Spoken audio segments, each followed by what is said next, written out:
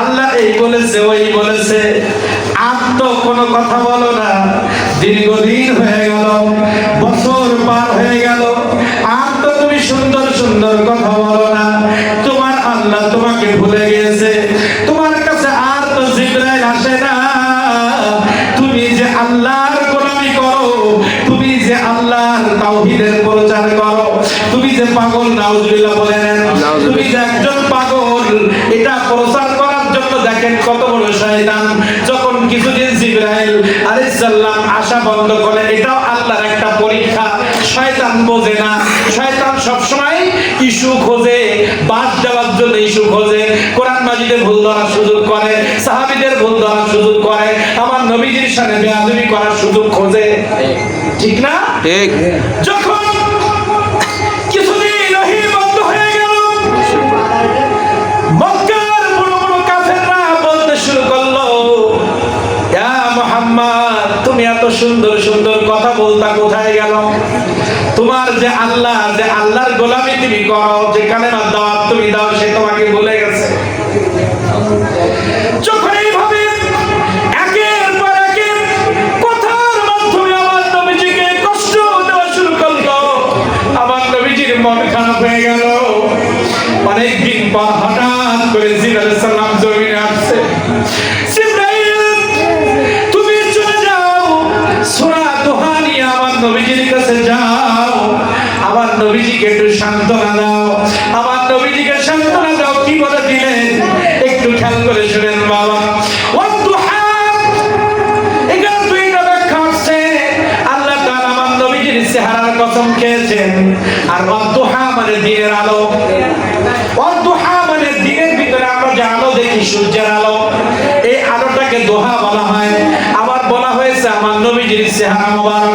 ওয়াদুহা, আমি নবী আপনার চেহারার কসম খেয়ে বলছি, আমি দিনের কসম খেয়ে বলছি। কোন দিন? যে দিনগুলোর মধ্যে জিবরাইল আপনার কাছে যায় নাই, যে দিনের আলোগুলোর মধ্যে 1 বছর 2 বছর, যে সময়গুলো দিনের যে আলোর মধ্যে জিবরাইল আপনার কাছে যায় নাই, আমি ওই দিনের আলোর কসম খাচ্ছি। ওয়াল্লাহি ইযা সাজা, আমি রাতের কসম খেয়ে বলছি, যে রাতের মধ্যে আপনাকে কাফেররা বাজে কথা বলেছে, যে রাতের মধ্যে ওহী আসা বন্ধ ছিল, যে দিনের মধ্যে ওহী আসা বন্ধ ছিল, মাওয়াদুহা, যে দিনের মধ্যে ওহী আসে নাই, ওই দিনের কসম খাচ্ছি। ওয়াল্লাহি ইযা সাজা, ওই অন্ধকার রাতের কসম খাচ্ছি আমি আল্লাহ, যে রাতের মধ্যে জিবরাইল আপনার কাছে যায় নাই। না যাওয়ার কারণে কাফের, বেঈমান, মুশরিকরা আপনাকে কষ্ট দিয়েছে নবী। আমি আপনাকে বলছি, মা ওয়াদাকা রব্বুকা ওয়া মা ক্বালা, আপনার রব আপনাকে ভুলেও যায় নাই, আপনাকে ছেড়েও যায় নাই। আপনাকে জিন্দা আছেন না মারা গেছেন? হ্যাঁ, দুরূদ শরীফ পড়া তো জোরে জোরে, আল্লাহুম্মা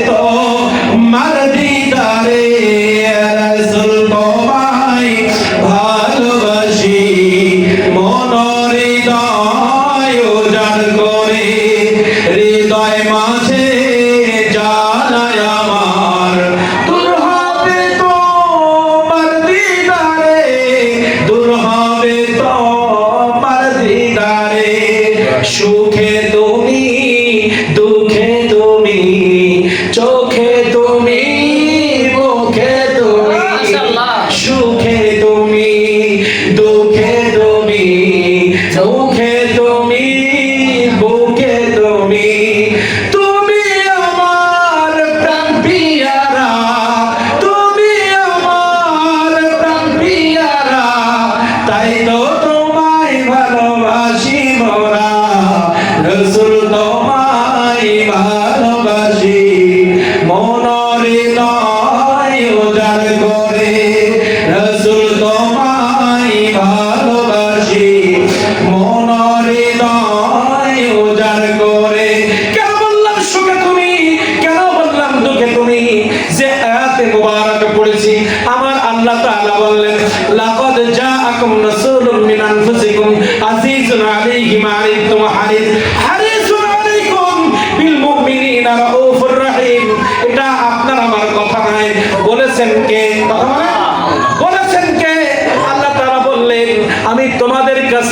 এমন একজন নবী পাঠিয়েছি যে তোমাদের কষ্টে কষ্ট পায়, যে তোমাদের সুখে সুখী হয়, যে তোমরা কষ্ট পাইলে পৃথিবীর মধ্যে আমার নবীর কোন উম্মত যখন কষ্টের মধ্যে থাকে সব থেকে কষ্ট আগে আমার নবী পায়।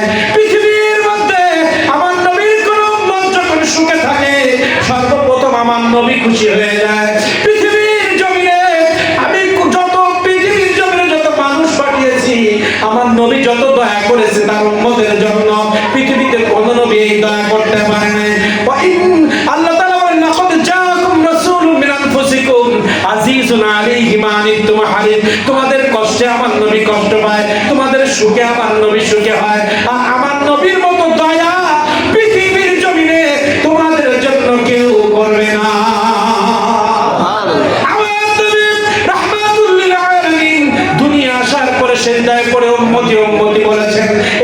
গবেষণা করে দেখা গেছে কেন আমার কষ্টে নবী কষ্ট পায়, কেন আমার সুখে নবী সুখে হয়, আমার নবীর মতো দয়া পৃথিবীতে কেউ করে না। এটা আল্লাহ তাআলা কেন বললেন? তাইফের ময়দানে যখন আমার নবী মুহাম্মদুর রাসূলুল্লাহ সাল্লাল্লাহু তাআলা আলাইহি ওয়াসাল্লাম কালেমার দাওয়াত দিলেন, তাইফের যুবকরা বুঝতে পারে নাই, আমার নবীর শান বুঝতে পারে নাই, আমার নবীজির মর্যাদা তারা বুঝতে পারে নাই, না বুঝে আমার নবীর উপরে পাথর নিক্ষেপ করেছে। আমার নবীজির উপরে তাইফের যুবকরা যখন পাথর নিক্ষেপ করেছে আমার নবী রক্তাক্ত হয়ে গিয়েছে। আমার নবী যখন রক্তাক্ত হয়ে গিয়েছে জিবরাইল আলাইহিস সালাম ওই তাইফের ময়দানে নেমে এসেছে। তাইফের ময়দানে এসে বলছে নবী আপনার রক্তমাখা চেহারা আমারও সহ্য হয় না, আল্লাহ রাব্বুল আলামিন আসমান থেকে আমাকে পাঠিয়ে দিয়েছে আমার নবীর কাছে শুনো।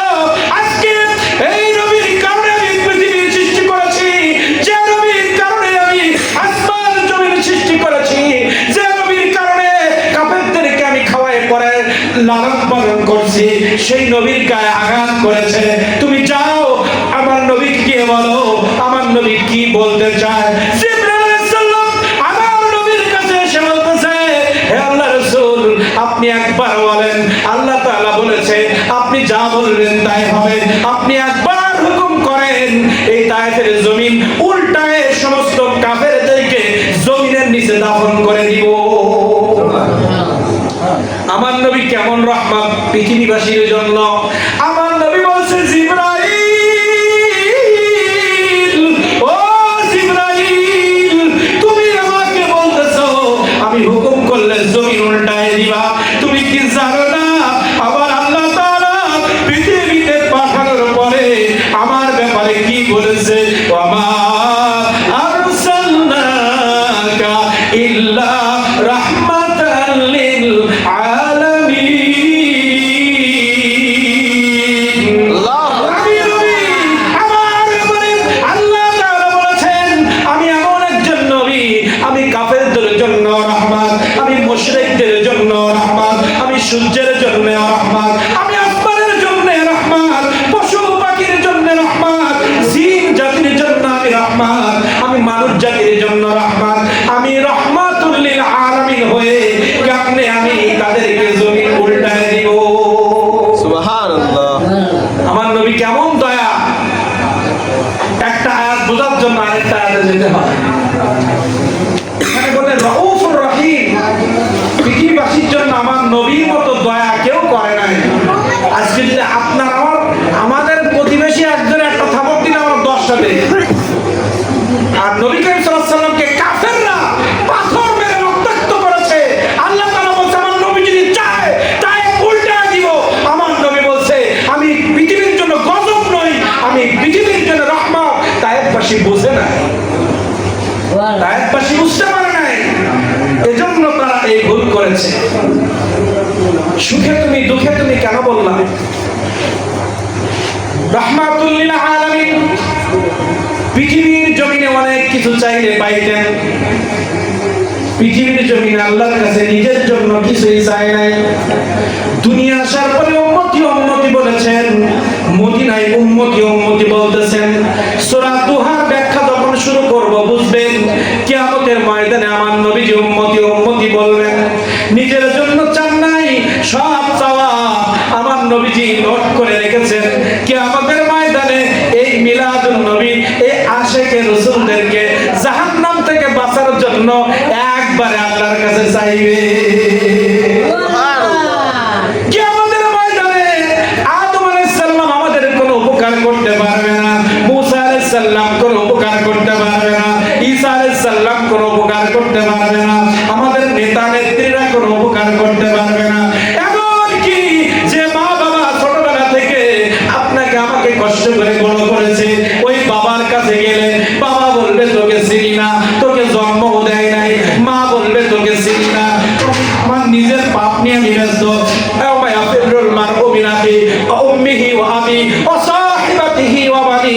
আল্লাহ তাআলা বললেন কিয়ামতের ময়দানে বাবা সন্তানকে ফেরায় দিবে, সন্তান বাবাকে ফেরায় দিবে, মা সন্তানকে ফেরায় দিবে, সন্তান মাকে ফেরায় দিবে।